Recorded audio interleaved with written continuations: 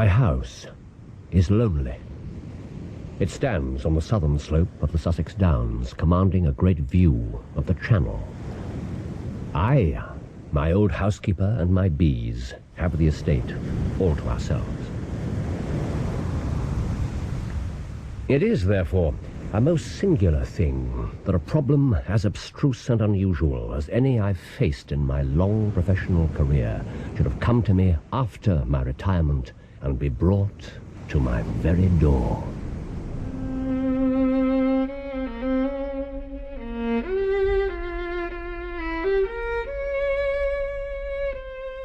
The Lion's Mane by Sir Arthur Conan Doyle. Dramatized for radio by Bert Coules.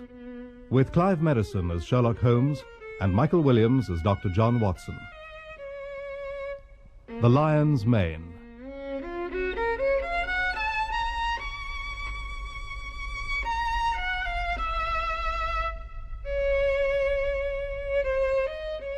At this time, the good Watson had passed almost beyond my ken. An occasional weekend visit was the most that I ever saw of him.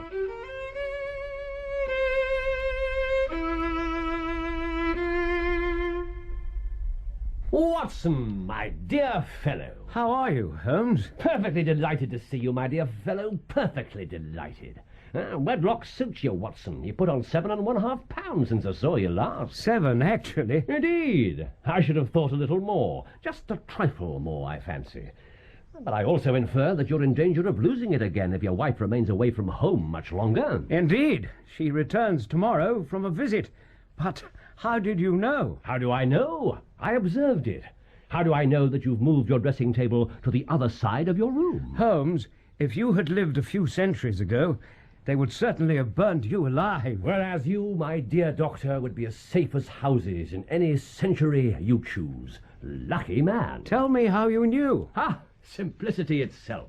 Face badly shaved on your right side used to be your left. You couldn't well move your window, must have moved your dressing table. Yes, by Jove. But how the deuce did you know that my wife was away? Ha! Where the deuce is your second waistcoat button, and what the deuce is yesterday's carnation doing in today's lapel? Oh, this is elementary, my dear Watson. Child's play of deduction. Yes, this is rather good, isn't it? You think so? Oh, don't you? I do practically nothing but ask questions. When I'm in it at all. Bide your time, Watson. You'll get your moment in the spotlight one of these days. Show me that program. Here. Yes, thank you. Sherlock Holmes, a drama in 4 acts. I thought you'd hate it. Oh, yeah. You were always saying how you loathe being in the public gaze. Yes, well, I was working. Hardly matters now. You're publishing the stories again, aren't you? Yes, that's true. Well, I don't see why someone else shouldn't write a play about me. Us? Us, yes, us. You say he plays me as well. Oh, yes. Well, I've always admired versatility. What's he like, this William Gillette person? Well, he does look like you, I suppose. Yes, but does he get below the surface? Oh, he's very good at the detective business and the action scenes. He's rather good fight. But the rest? It is a family entertainment, Holmes. So this American gentleman isn't parading my less attractive faults for the world to see? Not all of them, no. How good. How does it end? With me triumphant, I suppose. Holmes, My dear fellow. I was going to warn you. Yes, here we are. Holmes throws the photographs down to the desk and turns to face Alice. Now that you see me in my true light, Miss Faulkner, we have nothing left to say but good night and goodbye, which you ought to be very glad to do. Oh, that's excellent. Very good, very good. Even my supposed friendship for you was a pretense, a sham. Alice, I don't believe you. Why not? From the way you speak, from the way you look, you're not the only one who can tell things from small details. Your powers of observation are somewhat remarkable, Miss Faulkner, and your deduction concerning my friendship for you is quite correct. I suppose, indeed I know, that I love you. Well, that's fascinating. You're not angry? Should I be? It's hardly in character, is it? as you said, yes, good family entertainment.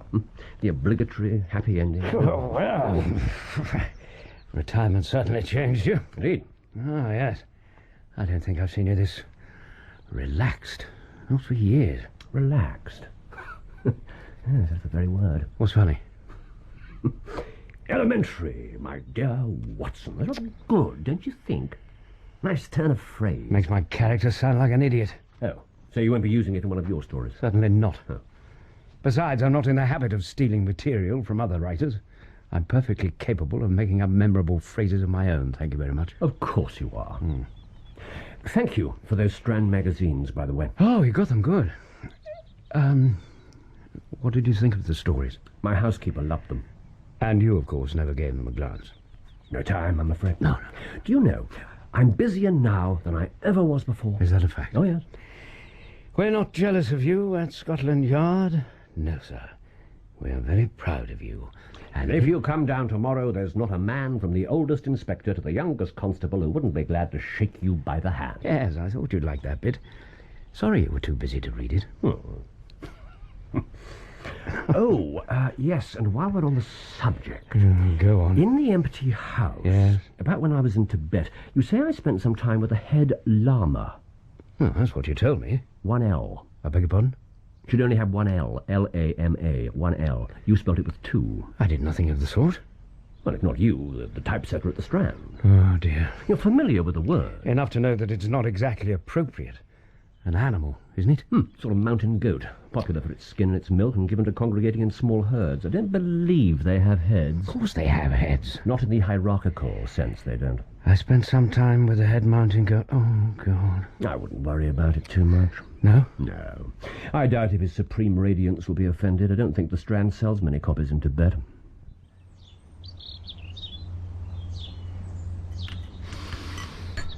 Ah, the air here is wonderful. Yes, isn't it?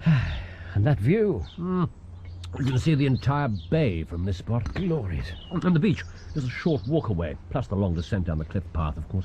Does anyone ever go there? Oh, certainly, yes, I do for one. You do? To the beach?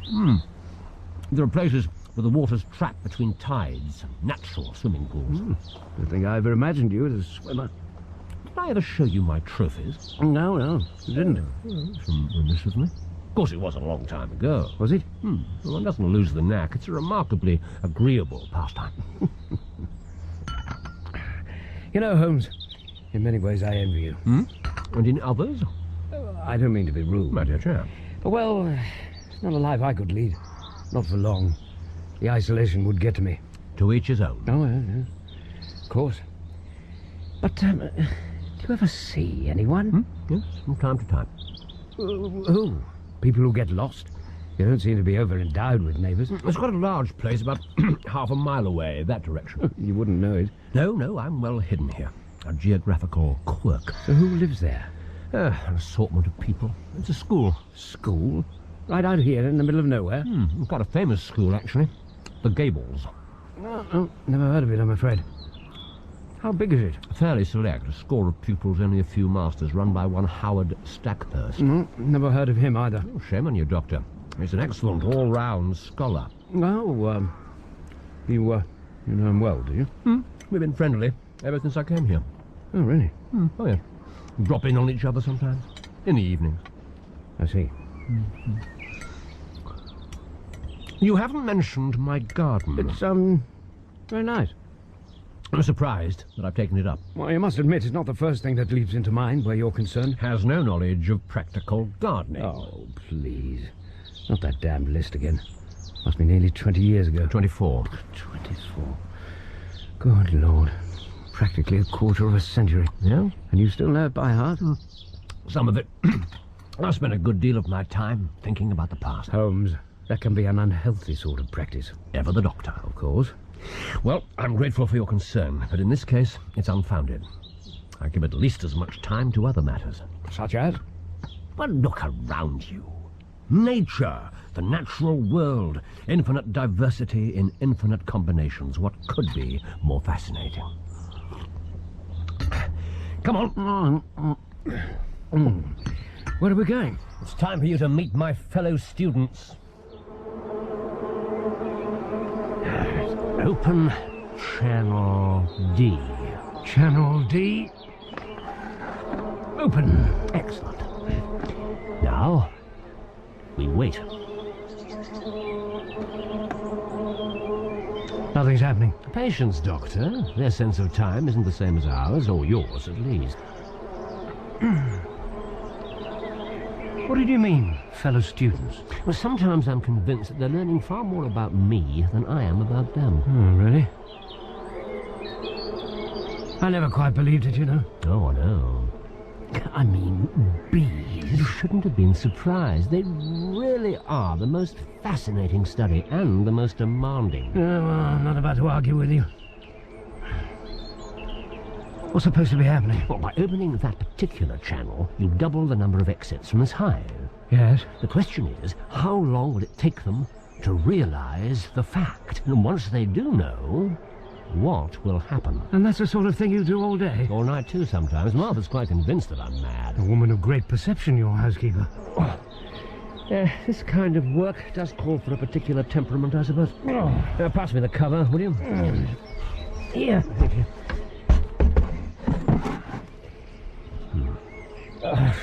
Sorry. Oh, don't be. The conditions aren't ideal anyway. You know, your visit was singularly ill-timed. It was? Yes, you really should have been here 10 days ago. Oh? Yeah, it's excitement you're after. Why, what happened? Some of your bees escaped, did they? Not exactly. There was a murder.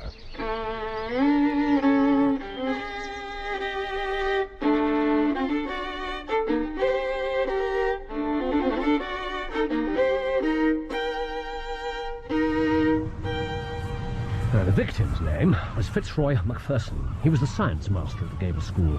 Watson, are you listening? I can't believe you didn't mention this the minute I arrived. I wanted you to settle in first. Settle in? I'm only here for the weekend, for goodness sake. It's back to work on Monday for some of us, you know. Well, I'm sorry, but you still have all day today. Well, that should be ample. Ample for what? Well, for you to solve the mystery, of course. What on earth are you talking about? I gave the matter a lot of thought. Oh, yes? And it seemed to me that we had three alternatives. One, I could simply tell you what happened. I presume you rejected that one immediately as being far too straightforward. Absolutely. Two, I could write it up and present you with a manuscript to read on your journey home. You could write it up. Why not? The way you wrote up the adventure of the blanched soldier? Perhaps not exactly like that, no. Watson has some remarkable characteristics of his own. A companion to whom each development comes as a perpetual surprise and to whom the future is always a closed book is indeed an ideal helpmate. I see I'm not the only one with a good memory. You just wait until it gets published. The letters will roll in. Three, I could give you the basic facts, show you the evidence, take you round to the sites, and you could try to solve it. Are you saying that it hasn't been worked out yet? No. I've cleared the whole thing up. So you're proposing that we traipse around together and I make a fool of myself while you look on, is that it? No, of course not. If you'd rather, we'll forget the whole thing. It's just that... What? Well, I hoped you might rather enjoy it. I thought it might be... fun. Fun? Well, I didn't think that my bees would grip you for very long. I didn't want you to be bored. Oh, my dear chap. Of course, if you think it might be beyond you... That is the most transparent bit of persuasion I've heard in a long time. I'm not surprised. I'm somewhat out of practice. Well, why not? You'll do it. How many days did it take you? 3. I've only got 1. True enough. And why are we wasting time here? Tell me about the victim. What do you want to know? Everything. Give me all the facts. His name was Fitzroy MacPherson. Late 20s, an athlete in his youth, but rheumatic fever left him with a weak heart, and he turned to science.